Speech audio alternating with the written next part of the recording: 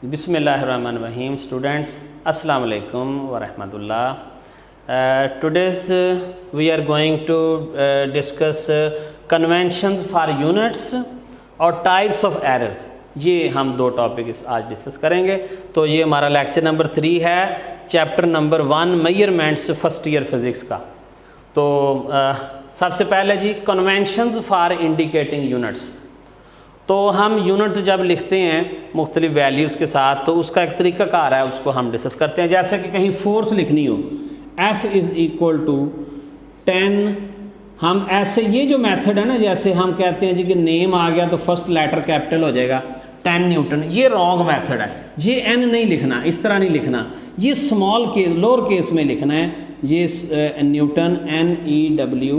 जब यूनिट की बारी आएगी तो जब पूरा यूनिट लिखेंगे, ये न्यूटन कंप्लीट यूनिट है, तो उसमें जो ये पहला लेटर है वो हम अपर केस में नहीं बल्कि लोअर केस में लिखेंगे। तो this is the first rule. और सेकंड, न्यूटन अगर हमने सिर्फ n लिखना हो, अकेला n, F = 10 न्यूटन, तो फिर हम कैपिटल N यूज़ करेंगे। F = 10 Newton. यहाँ अगर पूरा न्यूटन लिखेंगे तो स्मॉल लोअर केस स्मॉल होगा, बल्कि सारे लेटर्स स्मॉल में लिखेंगे। और जब एक लेटर लिखेंगे तो वो कैपिटल N हम यूज़ करेंगे। और फिर तीसरा रूल हमारे पास कि अगर हमने प्रीफिक्सेस लगाना है यूनिट के साथ, जैसा कि 1 मिलीमीटर, 1 मिलीमीटर, ये मीटर जो है ये हमारे पास यूनिट है और ये मिली प्रीफिक्स है। तो प्रीफिक्स और उसके साथ यूनिट के दरमियान में हमने स्पेस नहीं देनी, यानी कि ये इस तरह नहीं लिख सकते 1 मिली और स्पेस और मीटर, ये रॉन्ग है, ये रॉन्ग है।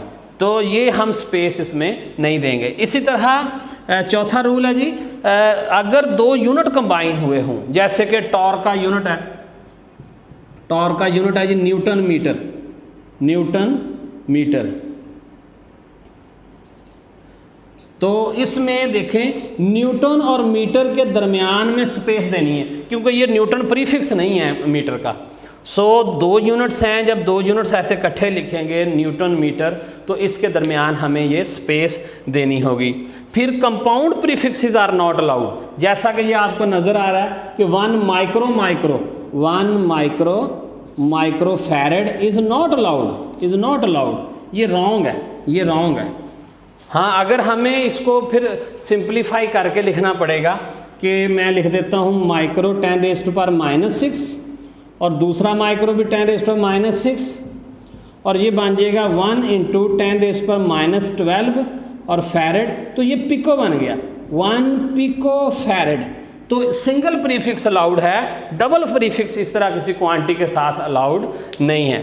इसी तरह आगे नेक्स्ट जो रूल है 1 किलोमीटर स्क्वायर। यहाँ ये जो स्क्वायर है ये प्रीफिक्स का भी होता है, पावर होती है। जो भी पावर किसी यूनिट के साथ होगी उसके साथ जो भी पावर होगी वो उसके प्रीफिक्स की भी होगी। जैसा कि 1 किलोमीटर स्क्वायर लिखा हुआ है, तो ये स्क्वायर दोनों का ऐसे मैं लिखूँगा, किलोमीटर स्क्वायर, ये किलो का भी स्क्वायर है और मीटर का भी स्क्वायर है।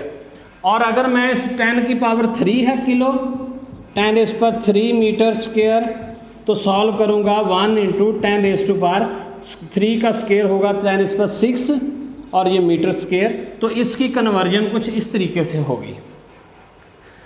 और इसी तरह अगर 1 मिलीमीटर स्क्वायर हो, 1 मिलीमीटर स्क्वायर हो कहीं, और मिली जो है ये स्क्वायर भी प्रीफिक्स का भी स्क्वायर है, तो 1 मिलीमीटर होल स्क्वायर, और 1 मिली आएगा 10⁻³ और स्क्वायर खोलेंगे 1 × 10⁻6 मीटर स्क्वायर, तो वो इस तरीके से कन्वर्ट हो जाएगा।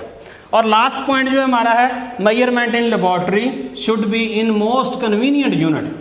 अब फिज़िक्स के सिलेबस में तो सिस्टम ऑफ इंटरनेशनल यूनिट है, ऐसा ही यूनिट है, लेकिन जब हम लेबॉर्ट्री में जाते हैं ना, तो लेबॉर्ट्री में ज़रूरी नहीं कि हर यूनिट आप ऐसा ही लें।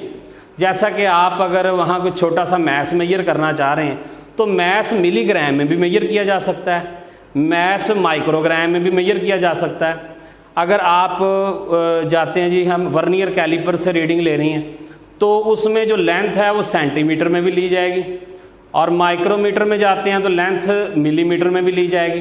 तो ये ऐसा यूनिट्स नहीं है। लेकिन जब हमने इनको मेजरमेंट करने के बाद कहीं कैलकुलेशंस करनी हैं तो इन तमाम SI यूनिट्स को हमें SI यूनिट्स में कन्वर्ट करना पड़ेगा, तब हम अपनी कैलकुलेशन सही कर सकेंगे। तो ये था जी आज का। आई होप आपको समझ आ गया होगा जी। अस्सलाम वालेकुम वरहमतुल्लाहि वबरकातुहू।